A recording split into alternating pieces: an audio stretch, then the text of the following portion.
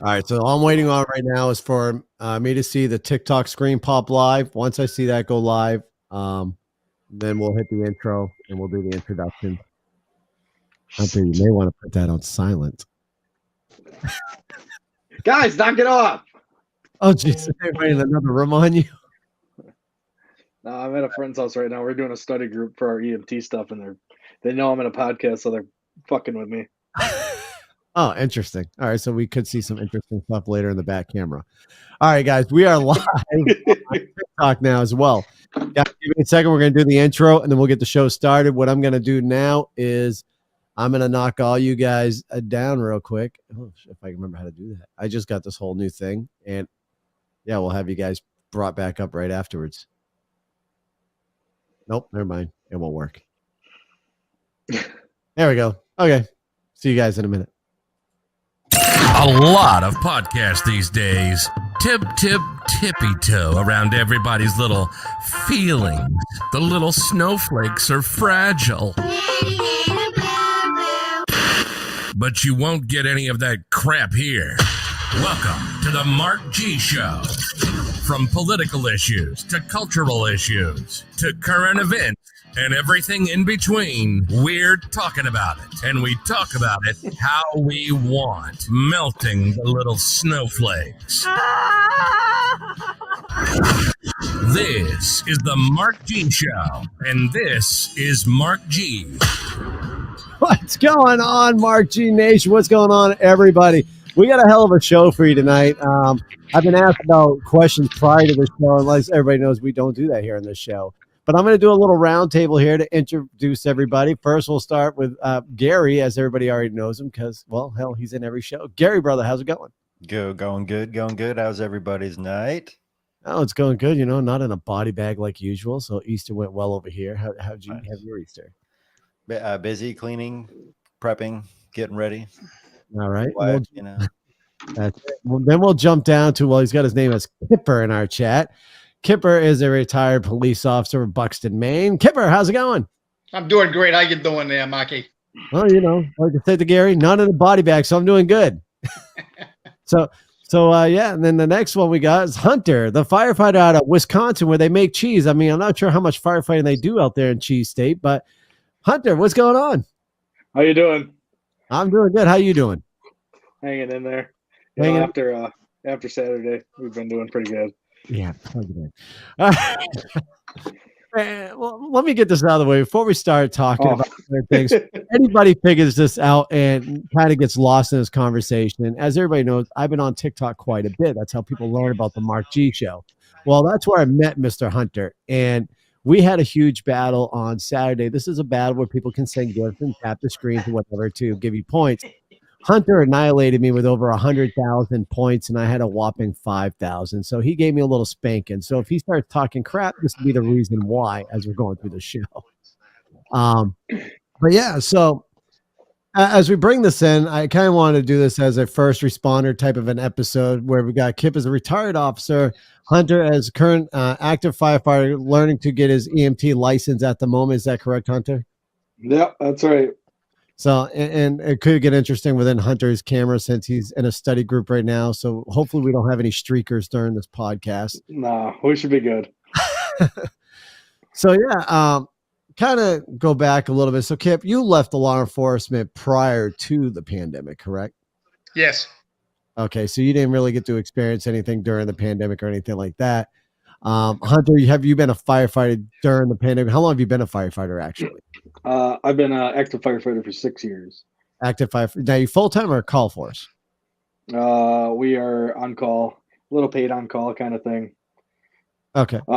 After EMS is done, though, full-time is in the picture. So. Gotcha. Okay. So it's kind of set up like some of the smaller towns. You must be in a small town in Wisconsin then? Yeah, we're in a small town. But we do mutual aid, Mavis calls, things like that for surrounding departments, surrounding communities. So we run our good share. You know, we have our dull moments, our dull times, but once things are hot, they're rolling. So gotcha. And EMS is like a full-time to the department? Yeah. Well, we're not full-time. We're on call. We have full-time departments around us that are paramedic departments. We're just an ALS, which is advanced life saving ambulance. So we do transport and have advanced EMTs on our rig. Okay, gotcha. And Kip, how long were you an officer for as far as locality and military? 28 years. That's insane. That's like almost half your life, isn't it? That's messed up.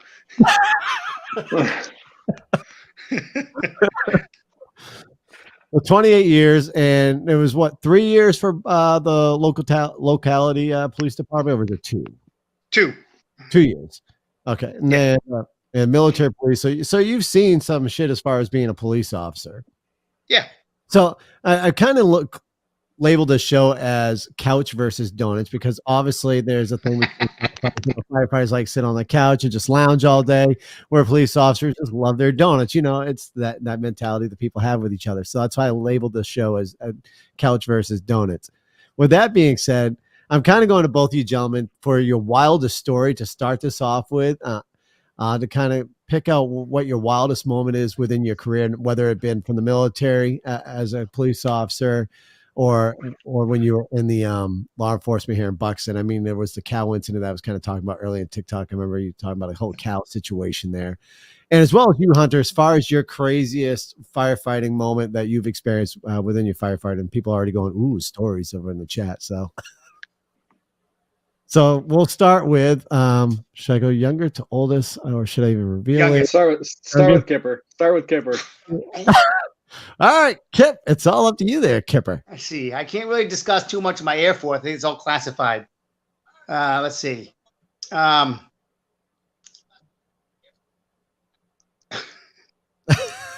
He's lost. Do you need him in at the thing? Do we No, need how gory are we getting here? No, there's no gore. No gore. No, like how you can go. You can do talk about however you want. Just mind you that actually let me do this real quick then before we get into it. Hunter, if you got a good story, let me get this out of the way. Gary's about ready to say facts. Listen, for everybody on YouTube, Twitter, Twitch, and TikTok, please note that everything we say in the show is the opinions and facts of everybody with the commentary of the people on this show. It is up to you guys to do with it whatever you want with the information, and it's for entertainment purposes only. Now that I've said that, Kip, back to you. You messed up my whole cow story. That was my favorite. I didn't say the full story. That was on TikTok. I was just talking about it to a few people. So you're good. Go. Okay. I love this one because it was like my first week or 2 weeks on a department up there in Buxton. And I got this 911 call for a cow. I'm like, this must be a joke. So I'm driving down to where the cow is at. And sure as, can I swear on here? Sure as shit. Okay. There's a cow running down the street, straight at me. So I do a U-turn. I start chasing this thing. My blues are on. I'm taking video. I was following this thing for 4 friggin' hours, okay? And we chased it all over the town. 911 calls kept coming in. We were all over the place. It was insane. So it's starting to get dark outside. Now, this cow was obviously a brown cow. It was real. It was dark. So if we didn't get this thing, someone's going to get killed. So one of the local farmers had a lasso. So I got up there with the cruiser, jumped out of the cruiser, threw a lassoed the daggone cow, and I got dragged down the street. I wrapped the rope around a tree, and it snagged the cow. Welcome to Buxton. That's how I got started. Interesting. Wow. Life as a country cop. How long ago was that? That's only a few years ago. Really? Oh yeah, they had me on cows, sheep, chicken, you name it. Well, Buxton's it's a country town. It was a great department to work for. I had a really good time with those guys. Do you remember where Buxton is, Gary? Buxton. I have no idea where the fuck it is. Okay, Southern Maine. Okay, so you're familiar with, well, we call it Saco, but most people who are not from Maine call it Saco, Maine. Yeah, Saco. I know Saco. Okay, so Buxton is roughly about 5 miles out of Saco. It's the next town over. Okay. So it's right in the surrounding sound, surrounded by like Hollis. Keezer Falls. No, not Keezer Falls. Hollis and shit. I can't remember now. Kept looking at me. Come on, spit it out. I can't. I'm wearing off. I mean, on you've it. only lived here your entire life. I've lived right. Hollis and Standish, Maine. area. It's Guys, not this is what happens. This is what happens when you get old. You can't remember shit. fuck you. Uh, All right, Hunter. So we've heard Kip's craziest story as a locality police officer. Now, for you as a volunteer firefighter, what you got? Well, most of my good stories are coming from EMS that I can't really discuss. Can't really go into detail, but I can tell you all how I got into firefighting. It was a summer day at my parents' house. We burned we had a little field right next to their house and barn that we would burn every year. Well, we're burning it, and everything's going good. The burn's just coming to an end. We pretty much had the fire all out, and my mom turns around and looks, and there's about an inch by inch flame on the top of our barn.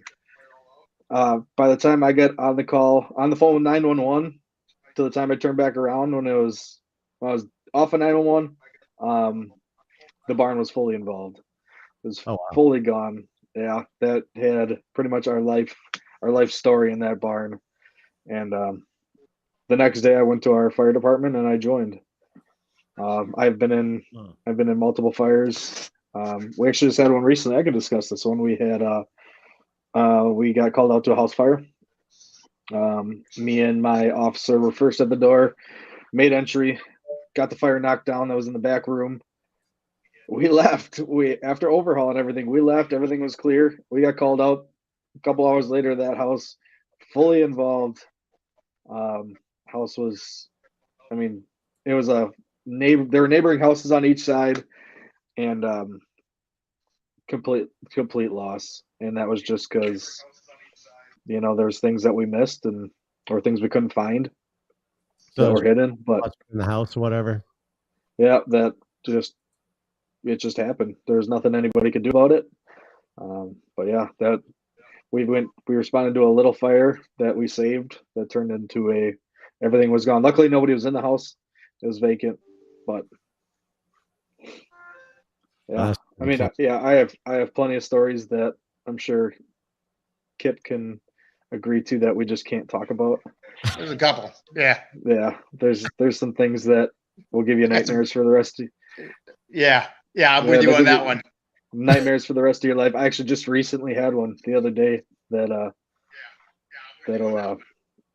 tear your life apart. And that's the reason I say that is because the reason that I do this job, you ask 100 firefighters what they do or why they do it. The reason I do it is so somebody else's pain can be put on me. The best part about that day of my barn burning was when the fire department showed up. That instant relief of that they were there. So that's what I want to give to other people. So that's why. That's awesome. A lot of the people that I know do what we do. That's the reason, and it's also the running into burning buildings and being an adrenaline junkie. But yeah, we're just freaks. Freaks of nature. Yeah, everybody's running out, we're running in, kind of thing.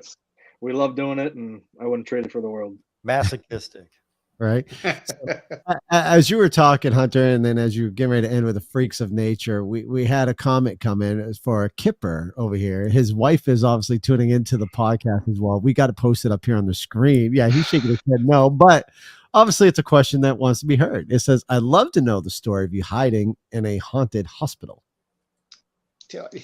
It's not when I was at. I wasn't on duty at that time. I can't discuss that one. What is she crazy? Yeah, these are on duty stories. Yeah, no deviation. We can go off duty sometimes. That does sound kind of interesting. I've had some crazy encounters. I've been responding to a house for a domestic, and you get there and the woman's got no clothes on and she's trying to hit on you while you're trying to calm things down. And then you tell her she's under arrest, and next thing you know, you're going toe to toe with a naked woman. I've seen it all. You have no idea. I've been kicked in the face by a little old lady before while trying to put her in a cot. Exactly. Yeah, it's funny, Gary, though, is we're sitting here talking to these gentlemen. This question pops up, and Kipper deviates and goes to a naked woman to mess with sex sells, and he's not an idiot. Right? I gotta get away from this haunted stuff. I'm good. Oh, man. So I do kind of want to go over a few things here because obviously a big thing for people is obviously the pandemic as far as how it affected people's careers. Obviously, Kipper can't really relate to that. I mean, he retired. He does teach school now for cadets, if I'm not mistaken. Yep. We can ask him how that affects him as a teacher for cadets. But as far as you, Hunter, in the firefighting field, how did the pandemic affect you in your position? Did you find that your calls picked up and amped up at all, or? It wasn't so much the fire side, but the EMS side for sure. We changed a lot of protocols. We had a lot of things put in place that were very. It just changed the way we do things. We have a flow of the way we do things. And once that got put in place, we had to pretty much learn how to redo things. It's I've had COVID 4 times. So, but it went from full suits, masks, N95s, glasses, sealing off doors. The main thing was making sure everything was clean when we were done.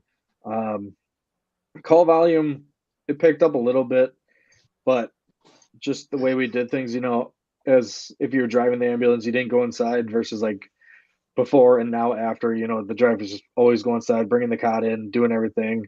But yeah, we weren't allowed inside. Anybody that wasn't dressed for it wasn't allowed inside. They took it full on pandemic wise, where it was something to see. It was, we talk about politics here. I'm not saying I agree or disagree with how he handled things. You always want to proceed on the side of caution, but sometimes it was a little overboard, but a lot of things changed. Would you say the new precautions that were taken during the pandemic for firefighters or EMS, do you think that it could have, I guess you'd say, affected the medical call as far as slowing down the process of actually responding to a medical call versus, the normal speed pre-pandemic?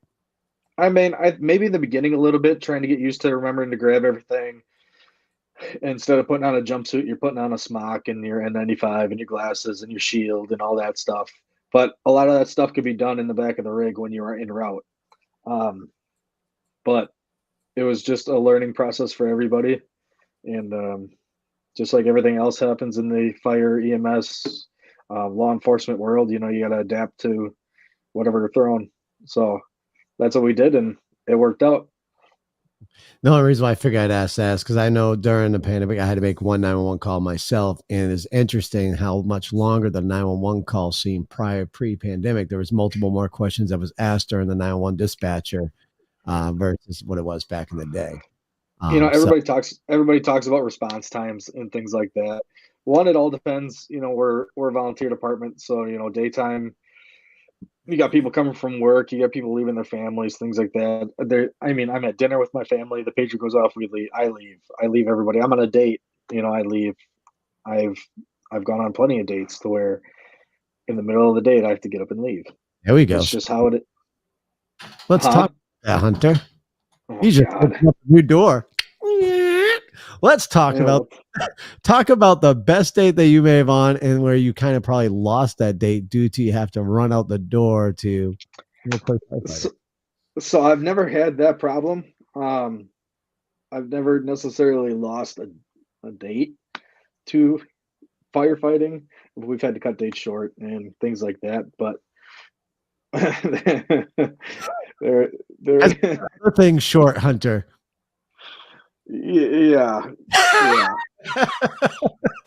It's nighttime, and you're watching a movie and cuddling, and one thing starts leading to another, and the pager goes off. All firefighter. It happens to the best of us. A lot, and in the dating world, I'm sure as an officer, he's been married for looks like 80 something years now, but that's right. Don't be a hater. It's been 31 years. That's right. Yeah, I snagged her and kept her. Yeah, so it's probably a little different because he's married, so his wife knew what she was getting into at the time. Well, Well, okay. So yeah, okay. Well, then we're attesting to that right there. Yeah. Anybody that's going to date somebody in law enforcement or fire EMS has to know that it is not a job; it's a lifestyle. That's what we do. Yep. Nothing's going to change that. It just is what it is. You either accept it or you go find somebody that sits on the couch and That's why the divorce plays rate's video, so high. plays video games all day. You know, that's like I was a correctional officer. Oh, I was a correctional officer in a state prison. I've been a firefighter all through that too. The divorce rate's extremely high. Suicide rate is extremely high. Every statistic that is to that extreme in a normal civilian world is amplified that much more in a fire EMS or law enforcement world. yep. It's very hard to date. Actually, I shouldn't say it's hard to date. It's hard to find somebody that accepts that. You know, I dated somebody. We have our flag day. That's like our, you know what flag day is, right? Everybody know what flag day is? What day flag day is? It's on Veterans Day. Well, so Hunter, you got to talk to the show as if you're talking to the listeners. So there is people out there who don't know about it. So, well, flag day's a national holiday. It's it's on your calendar. Look at your calendar. Yeah. But Flag Day originated where I'm a firefighter in my town. So we have this big celebration. While I was dating somebody, that's probably the biggest day that we have in our fire department world as far as PR and stuff done, running EMS and all that stuff. It's just one big party. And she was mad that I wasn't hanging out with her during that and that I had to keep leaving. But yeah. So some people can accept it, some people can't. And to piggyback off that, doing law enforcement, we work at a normal 8-hour shift. Well, if I'm at the end of my 8-hour shift and I pull somebody over, I get sent on a call, and I'm going to arrest this guy, there's another 4 or 5 hours just to get the guy booked and down to jail. And that's like, hey, sorry, honey, I'm not going to be home for dinner. Or, hey, kids, I'm not going to be at the party because I have an arrest that happens. It is a lifestyle. And it's if your partner is not with you with it, it ain't going to last long. Because like you said, it's in my blood. So, yeah. And just everybody's like, in a normal civilian world, as far as jobs, when people say, "Oh, just leave your work at work," that's impossible. It's impossible for us. The trauma that we deal with, just because we hide it or people hide it well, that's why the suicide rate is so high, because we have so much on our shoulders that we have to deal with. We don't just come home and leave that. It stays with us. It's in our dreams. Right. It's when we close our eyes. We see everything that we saw. You just can't unsee the things that we see. We see the worst in humans. We see the worst in humans. I mean, we see the worst in people in society. Cope with it? What is it, like alcohol, or like what do you do? Like just the way when I started, I don't know if in your 30-something years you can attest to this, but I handled it my first couple of years with alcohol. Very bad. Between the corrections and the fire, I was a very heavy drinker. I let it roll over into the fire department, and it took me getting suspended to change my lifestyle. And the way that everybody deals with it is, I can personally say that's not the right way to handle it. You got to find your own way, whether that's talking to somebody, whether that's going to work out, whether that's, however you got to do it, but you cannot let it fester. If you let it fester, bad things will happen. Keeping it bottled up is the worst thing you can do. Yep. Yeah, because then you make mistakes. Right. Yes. Yeah, because then you second guess yourself. Say you have one call and then you have a similar call the next time, and you're still trapped on that first call of what you did wrong. You're going to always try and better yourself, and you're going to skip steps, and you're going to miss things, and then it makes it worse. The mistakes in your profession cost lives. Yeah, we make mistakes in training because we can't make them in the field. I mean, that's true. A 1 second mistake is a life. And that 1 second is, I was on a call for an armed suspect. I thought I was there for 15, 20 minutes talking this guy down. Reviewed the video. We were talking to this guy for 3 to 5 minutes, but it felt like we were there forever dealing with the situation. So Well, one mistake. Tried running you over. Which time? Oh yeah. Well, like, hey, that's okay. That was fine. He's not. He's fine. He's fine. He's fine. Hey, Mark, how listen. many viewers we got in here right now? So right now we currently got it looks like 18 within the social medias, 5 over on TikTok, 18 over on Wisdom. Okay. Everybody that is listening, if you are thinking about getting, whether it's into law enforcement or more strongly volunteer work, do it. Everybody's hurting everywhere. It is the best life choice you'll ever make. I promise you that. I don't care whether it's law enforcement or not. You know, there's times where everybody hates their job, and there's times where we hate our job, but we wouldn't trade it for the world. Everybody everywhere needs firefighters for sure. Officers, you know, in the times that we're living now, it's hard to be an officer. Yeah. But just because, you know, procedures change in fire and stuff like that, the job is still the same. We're not afraid to do our job, versus officers now are afraid to do their job. And it sucks. I've personally seen it, and, you know, you see it on social media and everywhere. I know it's a touchy subject. That's where we're getting to the political part a little bit, but well, there's you're on the Mark G show. Yeah, I mean, officers everywhere are afraid to do their job because of the scrutiny and trouble they're getting into before doing their job, and it sucks. You know, it's all about race now. It doesn't matter about good and bad. Everything revolves around race, which in our line of work, you don't see color, you see life, and we're going to save that life no matter what, or do our best to save that life. Well, let's talk about that for a moment. Going to Kip.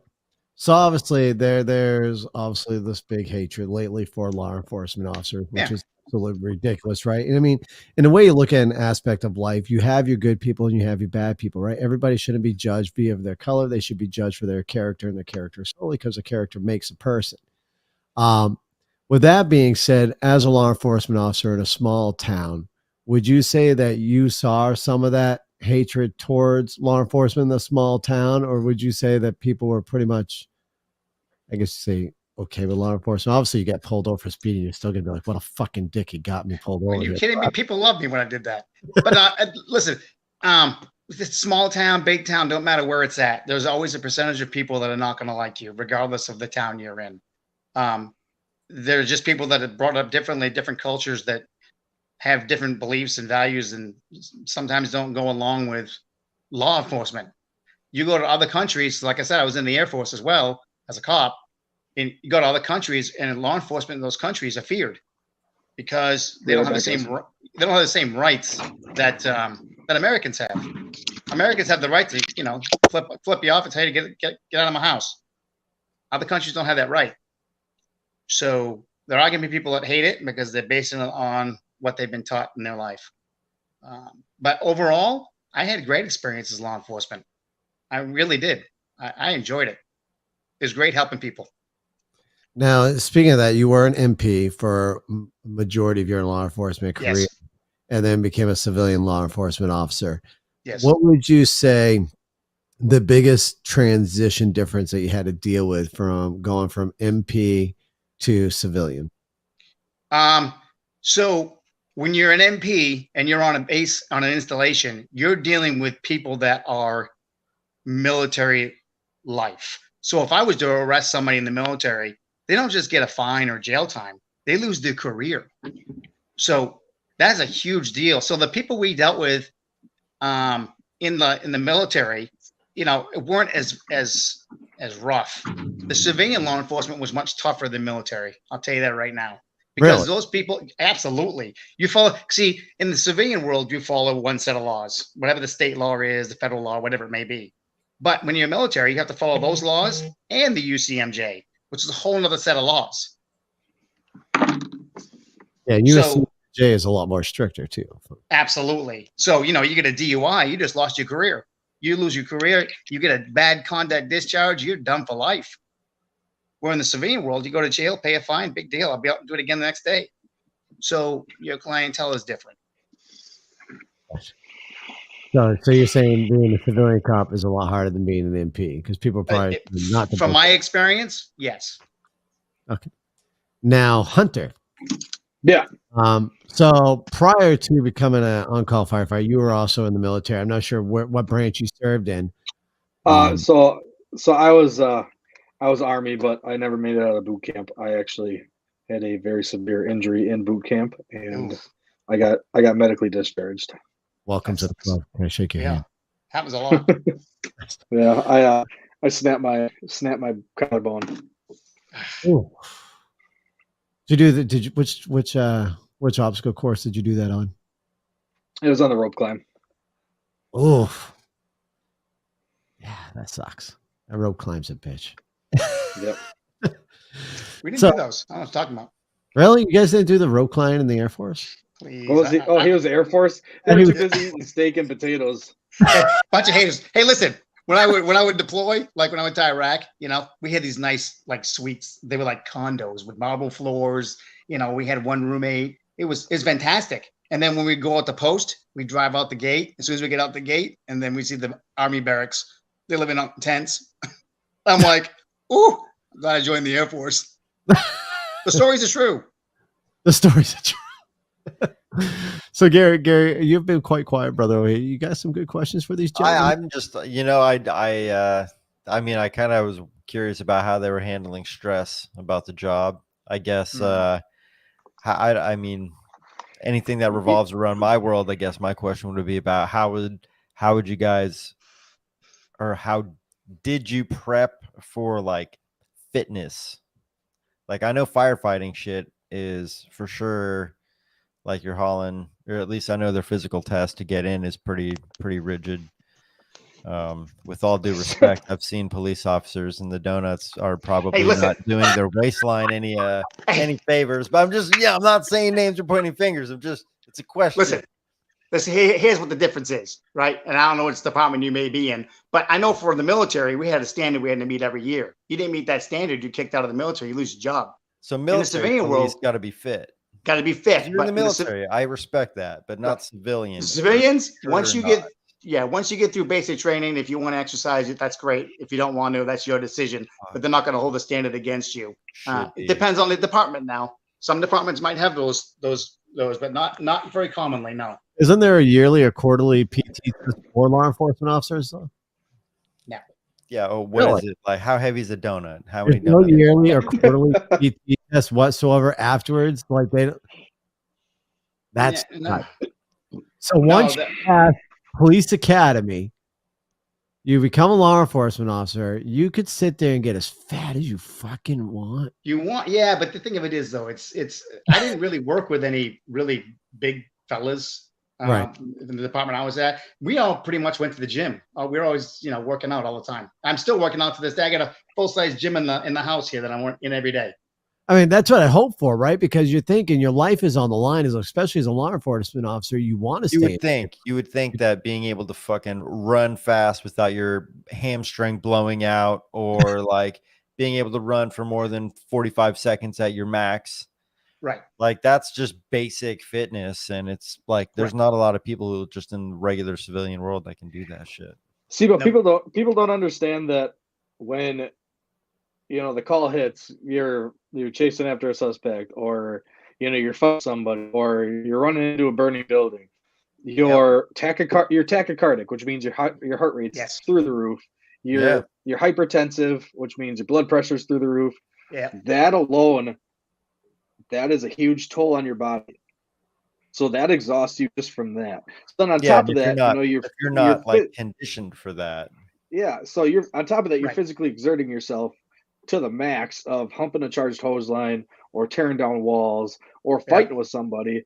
Yeah. It's, I can honestly say if we're on a big structure call, I will chug a bunch of water just to throw up, just to get everything out of my system. Cause you just feel nauseous, once the adrenaline wears off once you get out of that fire, or you're done doing what you're doing, that adrenaline comes out, you start to settle a little bit. Your vitals start to normalize a little bit.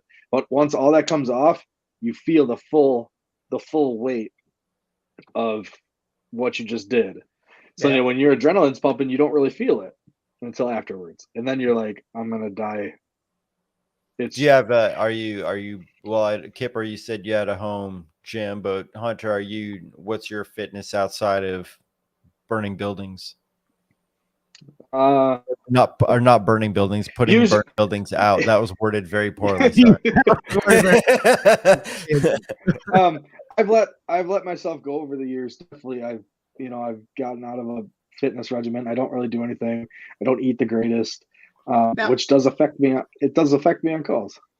You guys are on call things, but do you guys have times where you actually spend days, like a day or two at the firehouse, like on duty? So holidays, big events, things like we'll put it together and we'll sit at the fire department. Yeah, because I know those guys. They got some great kitchens. No joke. So we're not that big. I'm looking at the full-time departments that I'm looking at applying to or are in the process of applying for. They have all that. That's here full-time. They get the gyms and everything. Yeah, they're well set up. Yeah. But for us, we leave our families and whatever we're doing to respond. We're not. Got it. That's not our work. It's not our work day. Everybody has jobs on top of that. Got it.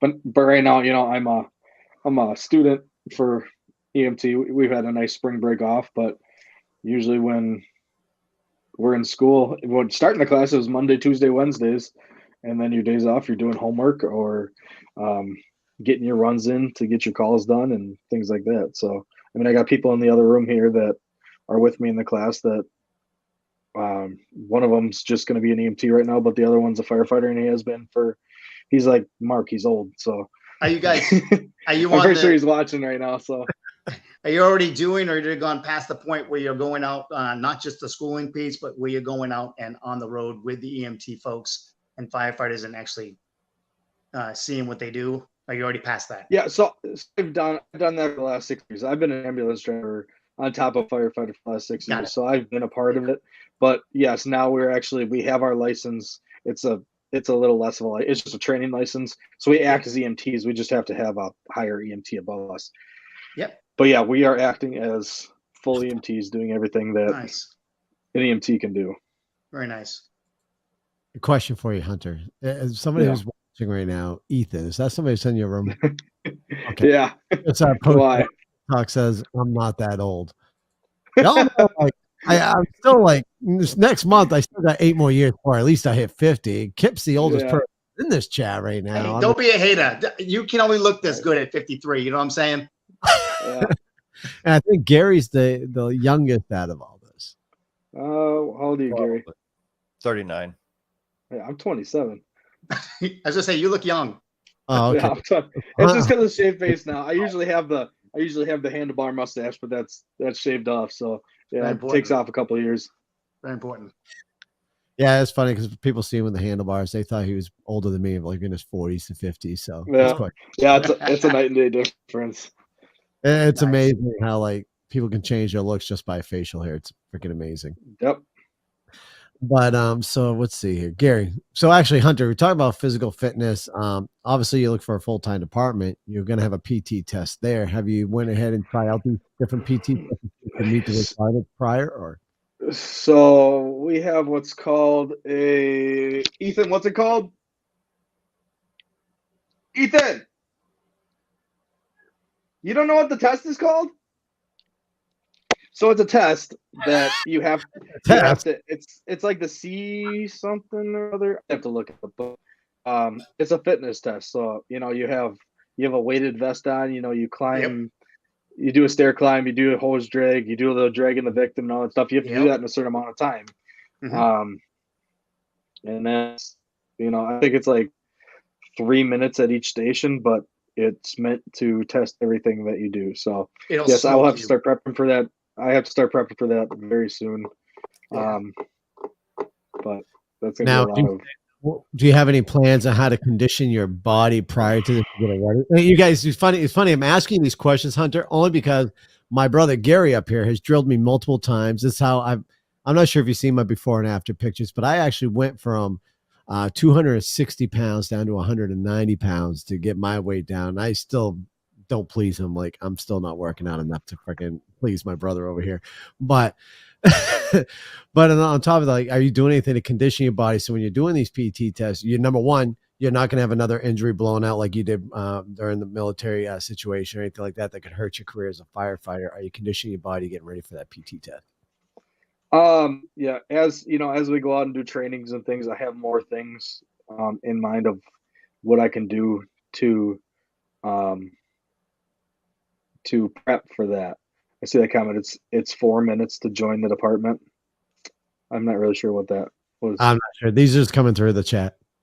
Yeah, but yeah, so there's things I can go to my department and find stuff to work out with. We don't have a workout room, but literally everything on the truck could be used as a workout tool. And correct me if I'm wrong, because I know our department used to do that. Everything you just said is done while you're in full gear. Yes. So the way that we would people don't understand that. The way I would prep myself by doing it is I would have my full bunkers on, gloves, helmet, my SCBA. I wouldn't have the mask on, because that's cheating because you're getting compressed air, so it's helping you breathe and cooling you off. But no, yeah, it's probably 70 pounds of gear that you're doing this on top of everything else. Yeah, exactly. I don't think people understand that. And same with cops when we're out there and we're wearing all attack gear. My gun belt, my vest, and everything I had on was over 25, 30 pounds. And I have to run and catch you, which I will. On top of the donuts that he had in his backpack. I don't do donuts. I wasn't a donut fella. I like bagels. Okay, bagels. Same shape, same thing. We got to correct. We got the answer for your test, by the way. It's a CPAT, CPAT test. CPAT, yes. The CPAT. Yeah, CPAT. See, that's what I was going to say. I wanted to say CPAT, but it didn't sound right because CPAP, and yeah, it's just. So your wife's obviously listening, watching in on this podcast, and she what's she saying? She has said lies regards to the donuts. Okay. I do like a Boston cream now and then, but they're not my go-to. Okay. Here's the thing. Okay, what people don't understand. Okay, the reason with this whole stigma is here. Okay, is because the first place that was available 24 hours a day was Dunkin' Donuts. Well, if the cops were always there at night because we work over shift, so that's how it happened. Okay, so blame it on Dunkin'. It's Dunkin's fault. It is Dunkin's fault, and now it's Krispy Kreme's fault. Okay. So we need to be a cry on this podcast and tell all cops to go after Dunkin' Donuts and blame them for their addiction to donuts, is what you're saying. Yeah. Yeah. Well, I don't want to put it out there. Blame McDonald's. That's like blaming McDonald's for being fat. That's a fact. Yeah. Hey, well, if you think about it, it's cheaper to go eat at McDonald's sometimes than it is to go buy a legit healthy meal at the grocery store. Oh yeah. That's why America has the biggest amount of type 2 diabetes. Every corner you go on is a fast food joint. Yeah. Why cook? I'll 100% agree with you. But speaking of good meat, though, I do want to make a plug. Gary, that place. Whoa. No, gentlemen, no. Whoa. Hey, he recognizes good meat. Let him finish his thought. Hold on. Gary had me order. Let him finish Have his you guys thought. ever ordered meat online? Oh. Have you ever ordered meat online? Hell no. No. Especially tube steak. I don't want to hear about Mark ordering any meat. Have you ever ordered online. have you ever ordered meat online at all, though? Really? So Gary got me hooked on this place. I got elk meat, venison meat, and boar meat online. Bison, elk. And So he boar likes is fucking phenomenal. So Mark likes the big juicy meat. Yeah. He likes the tube steak. You know it. Gotta go with it, y'all. Gotta go with it. You know, sausage. Dear God. Hey, Mike, what are your views at right now for TikTok? How many people you got in there? We got over on TikTok. We have about 5 people right now. That's it. Come on. Listen, when I believe it or not, when I do the recorders for the podcast, it's kind of funny. We got this new app called Wisdom. We generate about 28 to 50 people listen on Wisdom and social medias, and then our biggest ones when we upload to Apple and Spotify. That's when we get our biggest downloads. But yeah, man. So you guys don't have no crazy stories. Kind of sidetracked everybody because I fucking just remembered about eating that friggin' boar meat, and I was like, oh, I gotta talk about that. Most of nature meats. Sure, yeah. So we got plenty of stories, but between HIPAA and just things we don't. No kidding. Between Yes, HIPAA and things we just don't talk about because I mean, they're gruesome. They're, Trigger member. I mean, the things that people see in horror films and things like that when it comes to gore is what we see in real life. And I also see a lot of stupid. But hey, it is what it is. That's everywhere you go. You can't fix stupid. I mean, it can't fix. When you watch Cops and you see some of that stuff on Cops, right? My first favorite was Live PD. I used to watch that because it was like I was reminiscing what I just did last night. I mean, no joke. Yeah. Live PD was great. Talk about stupid. Mark thinking he could beat me in a battle on TikTok. I mean, come on. Right, he's gonna plug that shit in. Oh man. Well, let's talk about that for a minute. So Kip, obviously military career, then going to law enforcement. Would you say that somebody young, 18, 19, fresh out of high school, obviously they can't join law enforcement because they're not 21 years of age yet. Being law enforcement, you have to be 21 or older. Would you suggest anybody to do the military thing prior to doing law enforcement? Let me tell you, that's a good question. I mean, it really depends on the person. Here's the thing. When you transition from the military police to a civilian police officer, it's two different avenues. So whether you were in the Air Force or not, or the Army and Marine, don't matter. Any type of, you could be a basket weaver in the Army and become a cop in the civilian world. What I mean by that is this. Yes, they do teach you some elements of it, but the civilian police department is so much different when you're dealing with people, and they make you go through their academy. Our training in the military is not equivalent to what the civilians need. If you do that, you're going to make mistakes. You got a military police officer who's trained differently. My training when I went over downrange to Iraq and Afghanistan, if I did that here, I'd be in prison for jail. I'd be sued. You know, because the things that we do downrange are different than what you can do in the civilian world. Right. So you need to teach them that stuff, and it's very important. So it would probably do you better to go to college first and get a degree in something and get that degree and then go to the department, because you're going to do a lot of writing. Everybody always talks about, law enforcement, cops, and I'd love to do that job. Like, listen, for every arrest that I do, I got at least 2 to 3 hours of paperwork, because if I don't do the paperwork correctly, then the person I just arrested walks. I wasted all my time and taxpayers' money. So you have to know how to write. So being able to articulate yourself and write your reports is key to any law enforcement. And you can learn that by going to school. So either or is fine, depends on what you want. But if you think going into be an MP, and then thinking you're going to go right into law enforcement in the civilian world, you got a rude awakening coming. So yeah, I'd be screwed. I'm a bad writer. Now as far as you, Hunter, what would you say for somebody who's fresh out of high school and says, "Oh man, I want to do what you do"? Now, granted, volunteer fire departments have junior volunteer firefighting programs. I'm familiar with those. I've done those in the past when I lived out in the Bar Mills area when I was a kid. But as far as you would say, if someone came up to you 18 years old and says, "Hey, I'd like to become a firefighter. How should I proceed to do it?" What would you tell them? So, I mean, you got a couple of different options. You know, coming straight out of high school, you can go to school for fire science. You can go through the fire academy, things like that. You can go full time. My advice is, I'm 27 years old and I'm just going to be getting into full-time firefighting. There's not a set to, obviously you can't be 40 years old and get into the career. That's just, body and stuff. That's just the learning and things that you need in the schooling. Hold on one second. Kip, weren't you like older than 40 years old when you joined a civilian police force? The difference is yes, I was. However, I am the only one in the state of Maine ever, veteran, that was waived the academy because I had thousands upon thousands of hours of training. And that's a fact. I ain't making that up. I did not have to go to the police academy. If I had to go to the police academy, it would have been rough, because yes, I hurt in the morning. It isn't like you just get up after a workout and go, "Yay, let's go." It's like, wait a second, let me crack my back, crack my knees. Let me walk a little bit. Yeah, it's a lot harder. So it is a young person's game. As you're getting older, it's not an easy thing, because you have to be able to keep up. And like he said, like Hunter said, every minute while you're on duty, every call you receive, you have an adrenaline rush. Every one of them. And your heart rate goes up, your stress levels go up, your blood pressure goes up, and it elevates up and down all night long or all day long, every single day that you're at work. So it does take a toll on your body. If you ain't physically fit, that's why a lot of officers, when they retire, don't live very long. All right. And that's because their lifestyles changed, and that's it.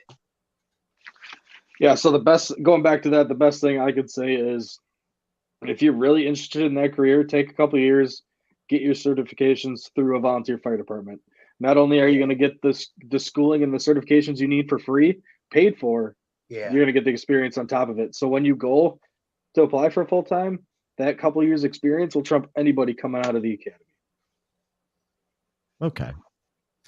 Gary, before we're going to be wrapping up things here soon, anyways, guys, about 50 minutes. I just want to make a request out for anybody who's listening right now on social media, whether it be TikTok, Wisdom, or so forth. If you guys want to come in now and chime in, especially Wisdom, if you guys would like to call in right now and ask any questions to either Kipper or Hunter, please feel free to request a guest request now, and we'll bring you on to the show. Please note that this is a live recording for the Mark G Show. Gary, you got any questions for the two gentlemen as of right now? What's been your most rewarding experience in your career thus far? Good question. Yeah, I would like to touch on that right away. As he sorry, throws gotta put- Chinese food. Fuck this cat. Got the pussies crawling all over me. She's fine. She's fine. We were on a call a little while ago where a man didn't know that he had a stroke, but he had a stroke. Didn't want to be transported. We can't transport somebody that's in great sound mind that knows what they're doing, whatever. We highly recommended them go to the hospital. That's just is what it is. Seemed like they were pushing it off a little bit, but it turns out they found out that there was a blockage somewhere. And this was the first time I've gotten a card like that to where they said something that we did mattered. We've gotten plenty of cards. Thank you for your service and everything you did. Thanks for putting our house out and things like that and getting donations. But being called out like that, knowing that just the recommendation saved somebody's life was very, very rewarding. It's just heartwarming. All the bad that we see, all the shitty things that we have to deal with, there are good things on top of it. Right on. Right. And Kipper, piggyback off that.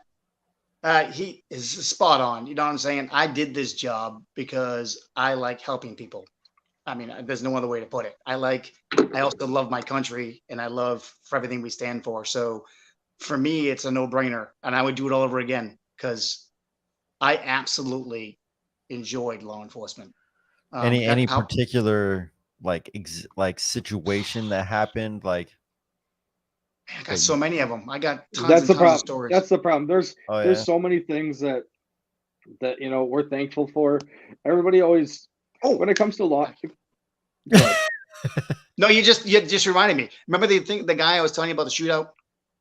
It didn't end up being a shootout, but it ended up being an armed standoff. Yeah. That guy was a prior military veteran. That's all I can say about that. But the very next day, he called up and apologized to me and thanked me for what we had done to help him. He was not in the right frame of mind at the time. And when he realized that once he had time to realize what was going on, I mean, he called up, apologized for his actions, thanked us for helping him. I mean, I've got tons of stories like that, but that is the most recent one that just popped into my head. And it happens all the time. The little things that we do for people to help them. At the time that we're helping them, they don't want it. But once they realize it, then that's when they're like, man, I'm glad you were there. Thanks. I appreciate it. You have to remember that cops aren't the only ones getting shot at. Firefighters it's a fact. Everywhere. EMS are getting shot at. Everybody's getting shot at now because it's all politics. And, whether you like it or not, we're here. We're always going to be here. We're not afraid. We're not afraid to get shot at. We're not afraid to, fight somebody if we have just everything that revolves around what we're doing. We're getting the job done one way or the other. If you want to make it more difficult for us, then like I said, we adapt to it and, we take care of business. But anybody that wants to slow us down, wants to hurt us for trying to help others, you're the fucking problem. You're the fucking problem. And if you have that big of a problem with us, you can fuck yourself because we're here. We're not going anywhere. We do this job because it is a lifestyle. It's our lifestyle. I've done this job 6 years. 6 years, have not received $1. Have not received $1, you said?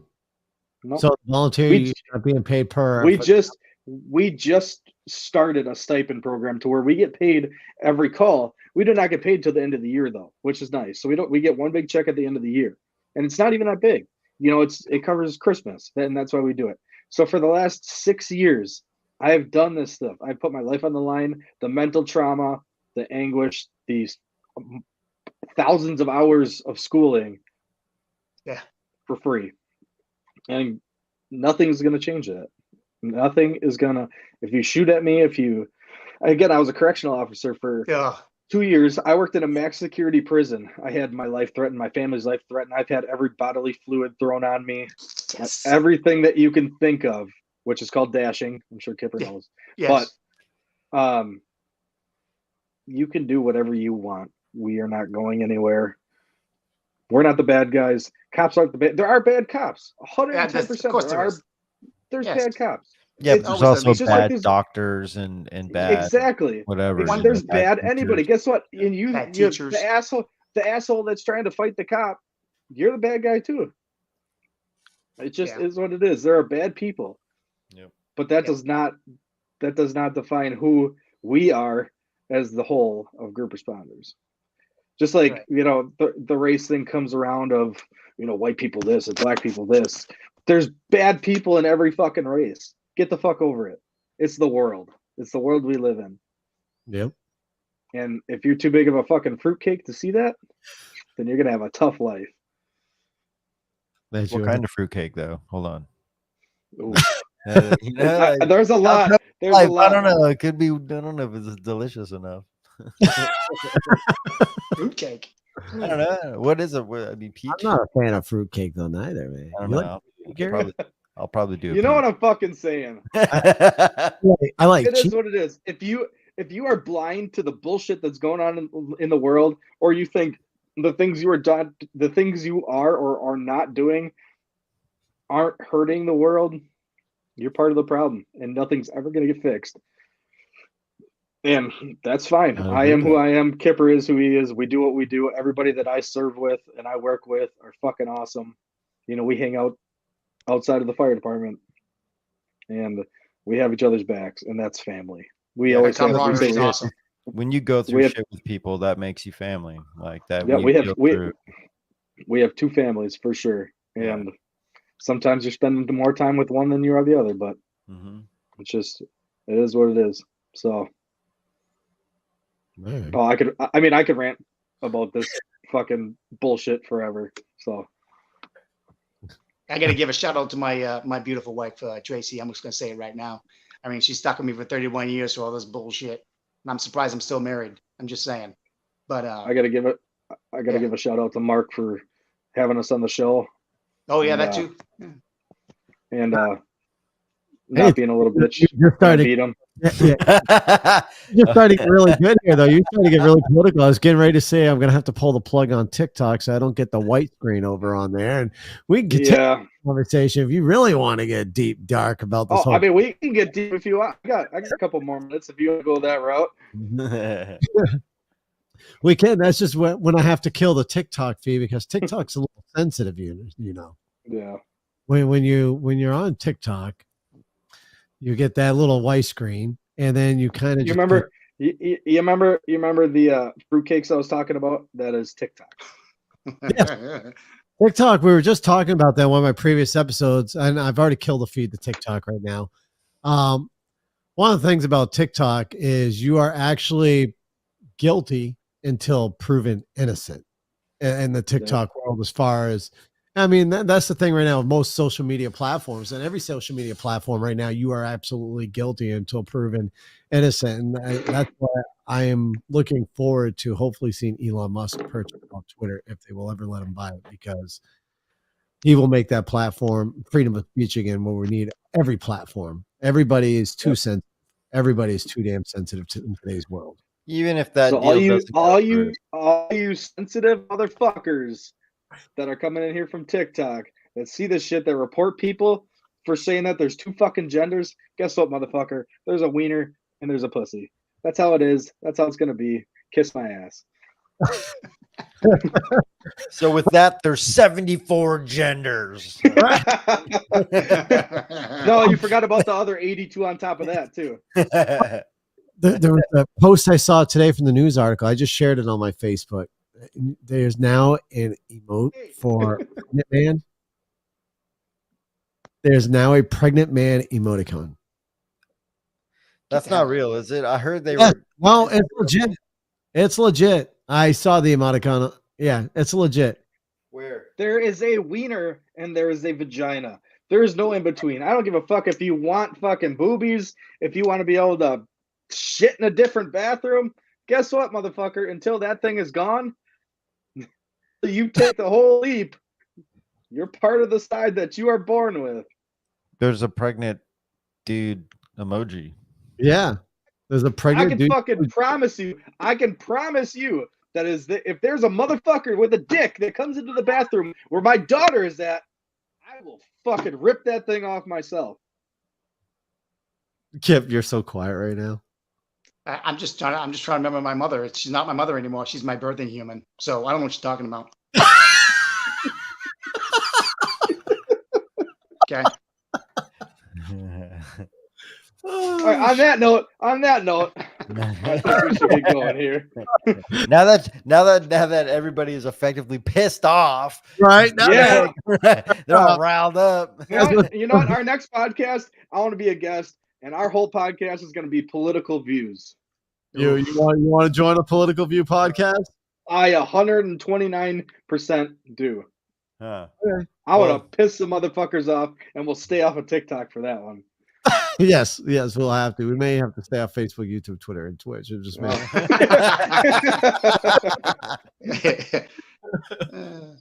Oh man. All right, you guys. So we'll go ahead and end this show. If you guys just hold off for the outro to finish out. For everybody tuning in today show, I appreciate everybody on here. It sounds like the next few podcasts could be interesting. I think I did finally find a psychic medium to join into my show to talk to Gary. So I'm gonna get him tied in and maybe bring him on next week. Because Gary's a non-believer. Gary. It's real. I talk to my dead people all the time. Past with the letter D and their name is saying hello. So my dad. It's my dad.